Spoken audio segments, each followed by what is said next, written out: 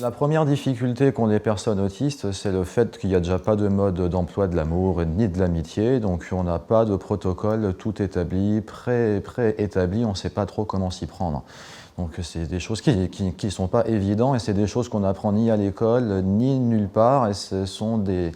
normes, des codes sociaux qui sont à la fois assez tabous, assez secrets, pas faciles à assimiler, quoi. Donc les personnes autistes ont souvent tendance, quand elles se trouvent seules ou quand elles ont envie, quand elles sont poussées par la norme ou par la pression sociale, à aller voir des sites de drague, à essayer de trouver des modes d'emploi qui sont à la fois pas naturels du tout et qui échouent systématiquement parce que c'est simplement pas adapté. Alors, la deuxième difficulté, c'est que les personnes autistes ont beaucoup de mal à comprendre et à décrypter les émotions des autres, notamment les signes du visage, que ce soit les signes d'ennui, les signes d'intérêt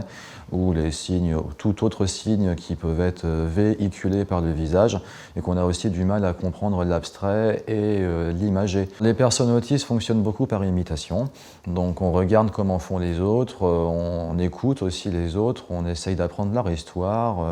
comment eux ils ont fait. Après, quand on essaye de reproduire à l'identique,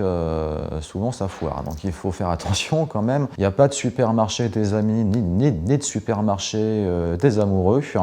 C'est plus une question de rencontre et c'est quelque chose qui est très difficile pour beaucoup de personnes, autistes ou pas d'ailleurs. Ce que moi je trouve intéressant, c'est que souvent les personnes autistes qui ont du coup un fonctionnement différent ou un fonctionnement particulier,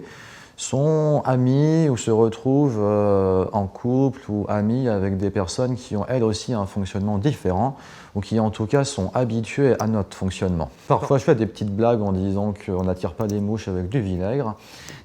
et on doit apprendre au fur et à mesure de notre parcours, qu'il soit scolaire ou professionnel ou tout au long de notre vie, tout simplement, que les relations, c'est pas quelque chose qui se cherche, qui se trouve, c'est plutôt quelque chose qui se construit.